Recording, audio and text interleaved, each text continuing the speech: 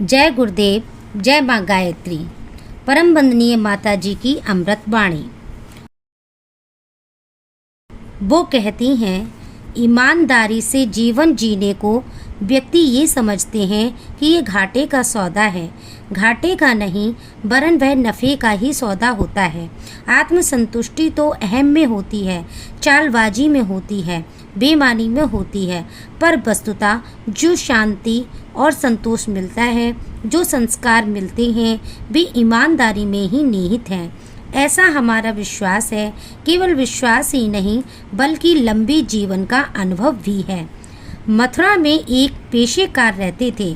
वे जब सुबह जाते थे तो साइकिल पर अपनी खुरपी साथ लेकर के जाते थे, और शाम को जब वे आते थे तो घास काट कर लाते थे, क्योंकि उनके घर में बकरी और गाय पल रही थी। उतना पैसा उनके पास नहीं था कि बाजार से घास खरीदकर मंगवाएं और जानवरों को खिलाएं। शाम को वे थके मादे घर आते थे। उनके कपड़ों का ये हाल होता था कि फटे हुए कपड़े होते थे, और जहाँ तहाँ कपड़ों में थेगड़ी लगी होती थी।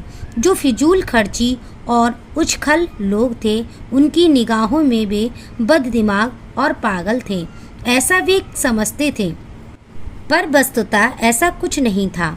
उनका ईमानदारी का जीवन था। जिस समय वे कचहरी में जाते थे तो उनके सम्मान के लिए जज भी एक बार उठकर खड़े हो जाते थे, और अगर कोई बात पेशेकार जी ने कह दी तो उस बात को जज की ये हिम्मत नहीं होती थी कि वे टाल जाएं। बच्चों, ये क्या था? उन्होंने ऐसे संस्कार बना रखे थे कि हमारा जीवन ईमानदारी का है, इसको देखिए, और जो बेईमानी का जीवन है उसको देखिए। जब उनका देहावसान हो गया तब उनके 4 लड़के थे।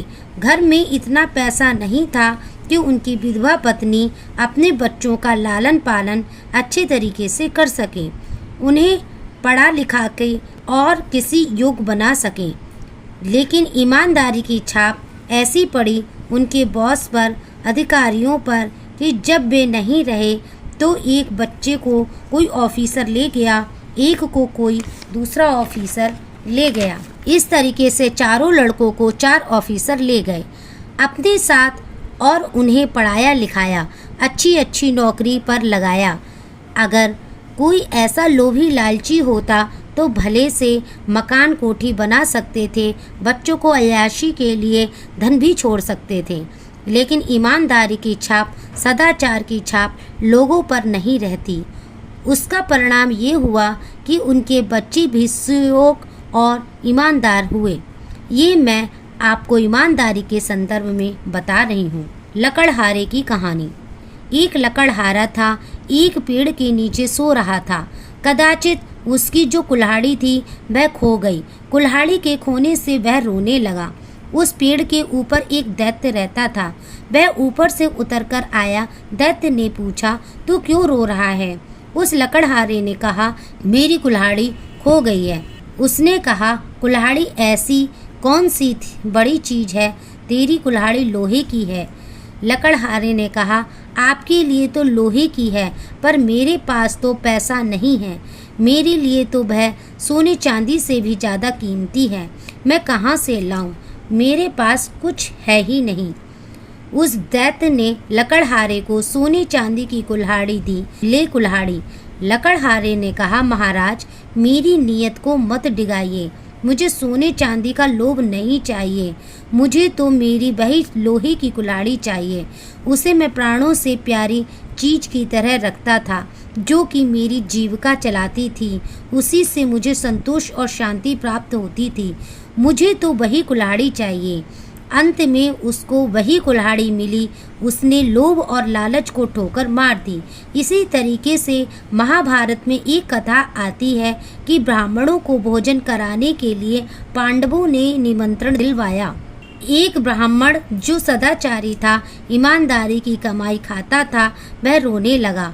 युधिष्ठिर, अर्जुन और श्री कृष्ण को ये मालूम था कि सारे के सारे अतिथि जो हमने बुलाए थे वे आ गए, लेकिन उनमें से एक ब्राह्मण नहीं आया।